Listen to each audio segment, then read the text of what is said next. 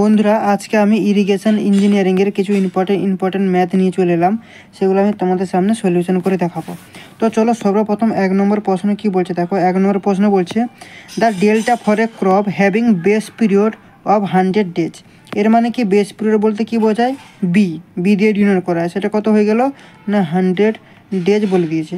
Is 75 centimetre. আচ্ছা, এই যে 75 সেন্টিমিটার দিয়ে দিল, সেটা কি না ডেল্টাকে এইভাবে আমরা ডিনোট করি। সেটা কত হলো না 75 সেন্টিমিটার। এবং হোয়াট ইজ দ্য ডিউটি, তাহলে আমাদেরকে কী বের করতে হবে? ডিউটি বের করতে হবে। এই যে ডিউটি মানে কি? ডিউটি মানে হচ্ছে 1 কিউবিক মিটার জল দিয়ে কত হেক্টর জমি আমরা চাষ করতে পারছি, সেটাই হয়ে যাচ্ছে আমাদেরকে ডিউটি। এই ডিউটিকে আমরা ডি দিয়ে প্রকাশ করি। এই ডিটা কত হবে সেটা কিন্তু আমাদেরকে বের করতে হবে।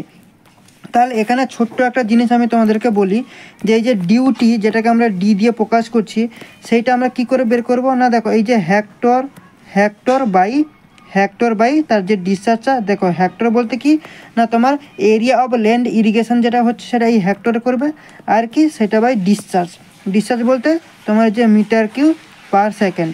তাহলে কি হয়ে গেল ব্যাপারটা, hectare by metre cube per second. এই যে ডিসচার্জটাকেও কিন্তু ডিনোট করছে।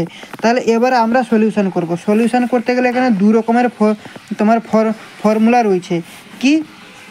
কি ফর্মুলা না দেখো, এই যে ডেল্টা ইজগল টু আমরা কি জানি 8.64 বি বাই ডি। এটা কখন হবে না যখন এটা মিটারে থাকবে, আর এটা যদি সেন্টিমিটার যদি থাকে তাহলে তার ফর্মুলা কিন্তু আলাদা। কত? 164 বি বাই ডি। এটা হচ্ছে কি না সেন্টিমিটারে।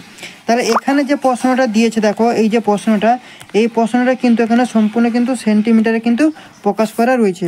তাহলে আমরা এই ফর্মুলাটা চুজ করব, এই সেন্টিমিটারের ফর্মুলাটা কিন্তু আমরা চুজ করব। তাহলে চলো আমরা সেন্টিমিটারের ফর্মুলাটা বসিয়ে দেবো এখানটায়। তাহলে ডেল্টা ইজগুয়াল টু কত 864 বি বাই ডি। তাহলে 864 সঙ্গে বি কত না 100 ডেজ বাই তোমার ডিটা তো আমাদের বের করতে হবে, আর এটা হচ্ছে কত 75। আমাদের ডেল্টার যে ভ্যালুটা সেটার সাথে 75 বলে দিয়েছে। তাহলে ডিউটি এখান থেকে আমরা বের করে নিতে পারবো। এটাকে যদি সলিউশন করি তাহলে সামথিং আসবে 1152 হেক্টর পার কিউমিক। ঠিক আছে, তাহলে এইটা হয়ে গেল আমাদের কারেক্ট অ্যান্সার 1152। এবারে আমাদেরকে দেখতে হবে অপশানে মিলছে কি না। অপশানে দেখি, অপশান এ তো হচ্ছে না 1152, হচ্ছে বি মিলছে, বাকিগুলো মিলছে না। তাহলে অপশান বি হয়ে যাবে আমাদের কারেক্ট অ্যান্সার। বোঝা গেছে? চলো এরপর যে দ্বিতীয় নম্বর প্রশ্ন কি বলছে দেখো। দ্বিতীয় নম্বর প্রশ্ন বলছে what shall be the duty of irrigation water in 3 cumec of water supply is required for a crop sown in area of 5100 hectare. কি বলেছে? 5100 হেক্টর। দেখো এখানে ডিউটি কী জিনিস তোমাদেরকে আমি বলে দিয়েছি। এই ডিউটি মানে কি তোমার ক্রপ এরিয়া, মানে যেটা হেক্টর হবে, মানে এখানটা লিখে দিই ডিউটি মানে কি ক্রপ এরিয়া যেটা হচ্ছে কি হেক্টরে, যেটা আমি বললাম যে তোমার এরিয়া অফ ল্যান্ড ইরিগেশন যেটা সেটার সঙ্গে ইরিগেটেড এরিয়া যেটা হচ্ছে কিউমিক। ইরিগেটেড